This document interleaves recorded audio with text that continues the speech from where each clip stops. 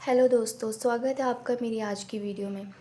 इस वीडियो में आज हम बात करेंगे इंग्लिश की शुरुआत। आखिर इंग्लिश की शुरुआत होती कहाँ से है? ये चीज़ हर किसी को पता नहीं होती है, बट ये चीज़ जो है वो बिल्कुल बुनियादी है और ये चीज़ हमें बिल्कुल पता होनी चाहिए कि इंग्लिश की शुरुआत कहाँ से होती है। तो इस वीडियो में आज हम यही सीखेंगे। ये सबसे इम्पोर्टेंट इन्फॉर्मेशन है, तो प्लीज़ वीडियो को एंड तक ज़रूर देखिए। तो चलिए स्टार्ट करते हैं। इंग्लिश की शुरुआत। आज हम इंग्लिश लैंग्वेज की सबसे पहली और सबसे ज़रूरी चीज़ सीखने वाले हैं, letters, alphabets, vowels and consonants. जो इंग्लिश होती है हमारी लैंग्वेज, अंग्रेजी भाषा में कुल 26 लेटर्स होते हैं। मतलब जो इंग्लिश होती है ना दोस्तों, उसको बोलने के लिए हमारे पास टोटल 26 लेटर का एक मटेरियल दिया गया है। इन्हीं 26 लेटर्स में से आपकी पूरी इंग्लिश की लैंग्वेज बनती है। तो ये चीज़ हमें बिल्कुल पता होनी चाहिए कि इनको हम क्या बोलते हैं और ये कितने होते हैं लेटर्स और इनको कितने भागों में डिवाइड किया गया है।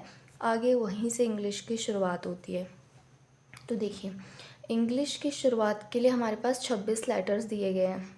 ए, B, C, D, E, F, G, H, I, J, K, L, M, N, O, P, Q, R, S, T, U, V, W, X, Y, Z.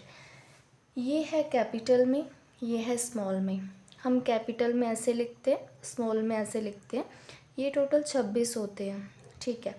In 26 letters के समूह को हम अल्फ़ाबेट्स कहते हैं, ठीक है। यानी कि अगर हम इनको समूह में बुलाएं, एक ग्रुप में बुलाना चाहें, तो हम इनको अल्फ़ाबेट्स बुलाते हैं, ठीक है। ये हमारे अल्फ़ाबेट्स होते हैं। बट अगर हम सिंगल सिंगल की बात करें तो ये हमारे लेटर्स होते हैं, ठीक है। इतना आई होप समझ में आ गया होगा। अब ये जो हमारे अल्फ़ाबेट्स हैं, यानी ये जो हमारे 26 लेटर्स का जो समूह है अल्फ़ाबेट्स है, इनको भी 2 भागों में बांटा गया है, वोवल्स एंड कॉन्सोनेंट्स। वोवल्स यानी स्वर, कॉन्सोनेंट्स यानी व्यंजन। वोवल्स जो होते हैं हमारे सिर्फ 5 होते हैं। कौन कौन से? ए, ई, आई, ओ, यू। ये हमारे वोवल्स होते हैं, यानी स्वर होते हैं। इनसे स्वर की आवाज़ आती है। ए, ई, आई, ओ, यू, ये हमारे स्वर होते हैं। जैसे हिंदी में होता है अ से लेके अह तक स्वर और क से लेके ग तक व्यंजन, वैसे इंग्लिश में होता है ए, ई, आई, you, A, E, I, O, you, ये हमारे स्वर। बाकी जो भी हमारे 21 बचते हैं वो हमारे कॉन्सोनेंट यानी व्यंजन होते हैं। तो ये सारे हमारे व्यंजन है, कॉन्सोनेंट। अब बात करते हैं कि इन लेटर्स का काम क्या है, ठीक है।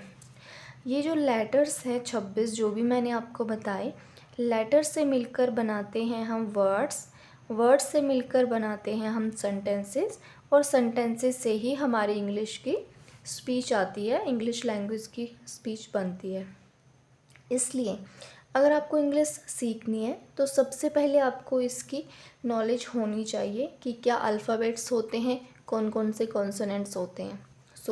एक बार फिर से मैं आपको रिवाइज़ करवा देती हूँ। इंग्लिश लैंग्वेज में हमारे पास टोटल 26 लेटर्स होते हैं। अगर हम उनको एक एक करके प्रोनाउंसिएशन करें तो वो लेटर्स होते हैं। अगर हम उनको ग्रुप में बुलाना चाहें तो वो हमारे अल्फ़ाबेट्स होते हैं। अब इनको भी 2 भागों में डिवाइड किया गया है, एक वोवल्स एंड एक कॉन्सोनेंट्स। वोवल्स हमारे होते हैं 5, कॉन्सोनेंट होते हैं 21। अब इन्हीं से हमारी इंग्लिश लैंग्वेज की स्पीच बनती है। देखिए, लेटर से बनेंगे वर्ड्स, वर्ड से बनेंगे सेंटेंसेस और सेंटेंसेस से हमारी स्पीच बनेगी। तो ये बिल्कुल बेसिक जानकारी थी, बिल्कुल ज़ीरो लेवल से।